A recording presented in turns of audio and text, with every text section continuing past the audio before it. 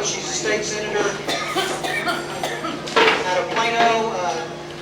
Senator Shapiro has ramrodded a lot of the education bills that have passed in Congress lately, so she's an expert on that area, and I'm sure she'll be speaking about that and some other issues, probably the current state of the legislature. Since we don't get a lot of folks like Senator down here often, please lock the doors and let's not let her get out before she answers all of our questions, okay? Senator Florence Shapiro, ladies and gentlemen.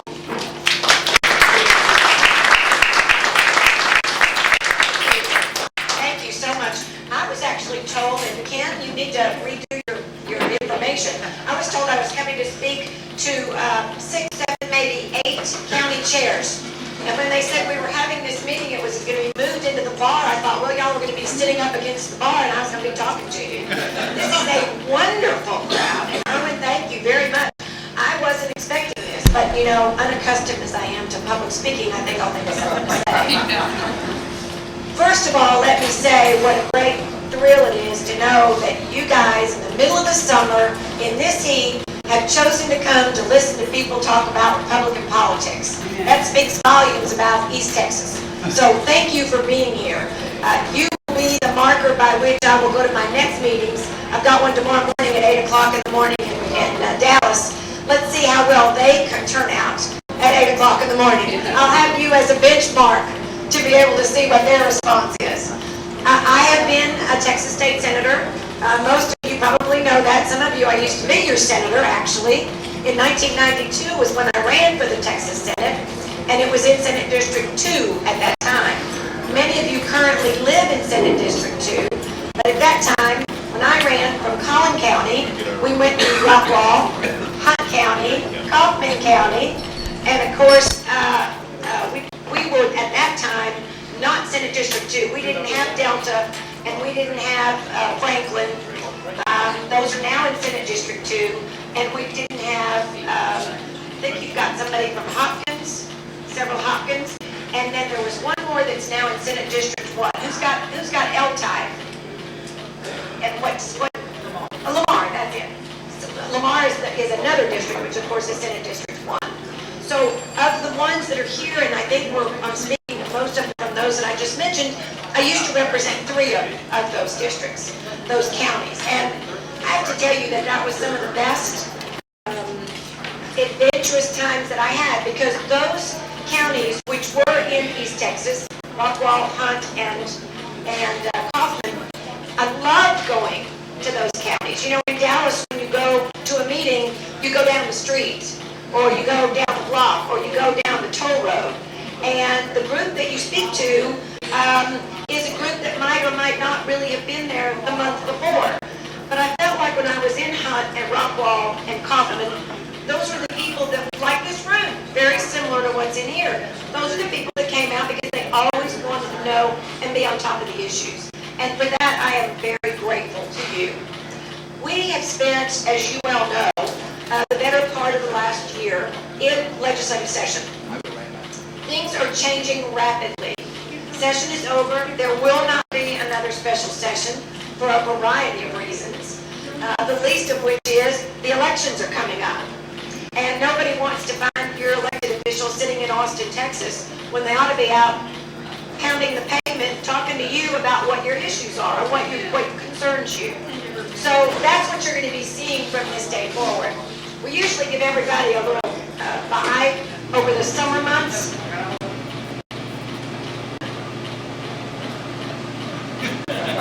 But I thought that was the air conditioner. I don't think it is. I think it's just a machine they turned on. A machine. But I've got a very loud voice. In fact, I was a cheerleader in high school, and on Friday nights I would cheer and yell and do all those things that cheerleaders do, and the next morning I had no voice. And my mother used to say it was the best day in our household, Saturday, because Florence couldn't speak. Some things never change, right? What I was going to say is we're going into the political season, and we're really giving everybody a reprieve until about September. Going on back there. Until about September, and then everyone will start coming to all of your meetings and all of your associations to try to make sure that you know and understand what all of our issues are. We have a golden opportunity in the state of Texas, as you well know, in the next election, to turn around what I believe rate. Our Republicans in the Texas Senate, in my opinion, we don't know that we'll get any more than we've got. We've got 19 right now, and out of 31, which is a pretty good number. It's probably the largest number we've ever had. But our vote is, unfortunately, to make anything really happen without bipartisanship, we need 21, because you can't bring a bill up on the floor of the Senate without 21 out of 31. So that hinders us somewhat. In the House, as you well know, the split is 76-74. That is way too close for comfort. So where are we going to spend a lot of our time and a lot of our energy electing more House members on the Republican side, needless to say? So I beg of you to get involved in those House races, some of which I think are probably around your area, but I think you're pretty much, if you've got a senator, pretty much you might have a couple of House seats that are Democrat, but you can work awfully hard to change that. And I think you're going to get a strategy here from Ash, which is going to be very helpful to you. When you think about what we have as Republicans, when you think about what the message needs to be, every single day, Barack Obama gives us the message. It is very clear at this moment what our message is. We don't have to worry about people not wanting to hear what we have to say. I was concerned about it last year, about November, because it seemed that the country was Barack Obama excited. And I thought, how do we ever turn this around? It's going to take us a long time. Hasn't taken us very long at all. In fact, we haven't done very much. We've just let him string this thing out long enough that people are finally waking up and saying, what? Did you just say he's going to do what? And they can't believe it. So all you really have to do is use those things that he's using and turn them against him. It is easy. It is easy to talk about a stimulus package that did nothing to stimulate the economy. Yeah. Nothing. The biggest job they've got right now in stimulating the economy is paying people for broken down cars. That's the biggest stimulus package they've got, period. That's it. They've done nothing. How about unemployment? He made a promise to the people of this country, a promise that unemployment rates would not continue to rise. Not so. Some parts of the country it's at 12%. He made that promise when we were at 8%. He's not telling the American public the truth. So I could go on and on the issues. I see everybody nodding because we all know. Our job as Republicans is really to make people understand what the reality is when you look at the television, when you listen to the issues, and rather than just sit back, speak out. Let them know how you feel about health care. I'm not sure any of the congressmen that would come to this part of the state of Texas will have the same response that they're getting in other parts of the country. Because I don't believe too many of them were dumb enough to think that this new health care proposal was going to help people and their health insurance.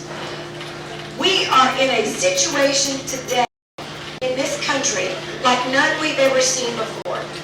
And whether the issue is cap and trade, whether the issue is telling you when you can turn on your lights or turn off your lights, whether the issue is health care, about whether Medicare is going to continue to be solvent. Someone said something to me the other day and I thought it was so appropriate. They said, you know, we all think that the Bernie Madoff scam was the worst pyramid scheme we've ever seen. That doesn't even begin to touch the pyramid scheme that is existing today in the entitlement agencies of this country. Social Security, Medicare, and Medicaid. Who do you think's going to pay the ticket on that? Not the people today. My children, my grandchildren, your children, and your grandchildren. That is a pyramid scheme. That's a Ponzi scheme. And we're doing it right here in this country in our entitlement programs. And we're not even addressing those. That's the worst part. We're not even addressing them. We're addressing other things on the agenda that the Democrats have been waiting to address for years.